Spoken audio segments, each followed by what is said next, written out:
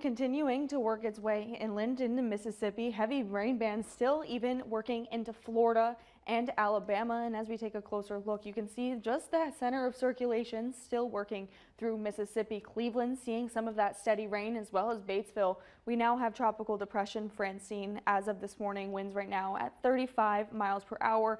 Will become a post-tropical cyclone as we head throughout the rest of the day today. And we are going to continue to see that moisture. This is what's going to increase those rain chances as we head into the weekend, as we are starting to see that onshore flow. Now, timing out everything for you as you're waking up tomorrow, we could see a few rounds of scattered showers and storms. And again, we'll see mostly cloudy skies throughout the day. A few peaks of sunshine can be seen throughout the afternoons. Few models picking up on a little bit more activity throughout the day. Saturday, we're going to start to see even more of that activity. It's if we can get more of this moisture to continue to work into our area throughout the day is when we're going to pick up on more of that steadier showers activity and heavier downpours as we head even into tomorrow afternoon. But again, few pop-up showers and storms can't be ruled out as we head into tomorrow evening through the overnight hours, as even some more moisture continues to work its way inland.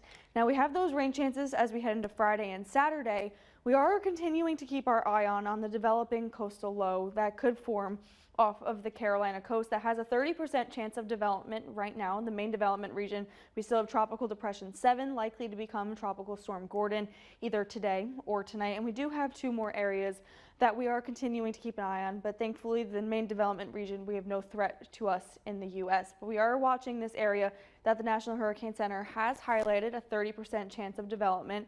And the big story with this is this low pressure system going to form and how strong is it going to get? There's three options on how it forms and how it goes inland. If this develops, it will be pushed into the Carolina coast. Where along the Carolina coast, still that uncertainty with how models are looking. However, we can still expect some of that heavy winds and heavy downpours to happen throughout the day on Sunday into Monday. The European models showing more of a broader area of low pressure that's going to work. However, we can note that we are still going to be seeing some of those gusty winds throughout the day. GFS model has a little bit stronger of a system that's trying to work into our area. Again, we still are a few days out, so it's something we're going to continue to keep our eye on. The upper atmosphere, cool, dry air, and the strong upper level winds is really going to prevent this from becoming a hurricane or a really strong storm. We will definitely be seeing some of those gusty winds and heavy rain. The biggest activity really taking place on Sunday into Monday, again, Friday into Saturday, just a few of those scattered showers and storms, timing out everything again. You can expect a few showers, storms throughout your day on Friday into Saturday, but Sunday, that's when things are going to start to change and we'll start to see some of those heavy rounds of rain try to work onto our area even through the day on Monday, lasting pretty much throughout the day on Monday. Again, we'll continue to keep you updated.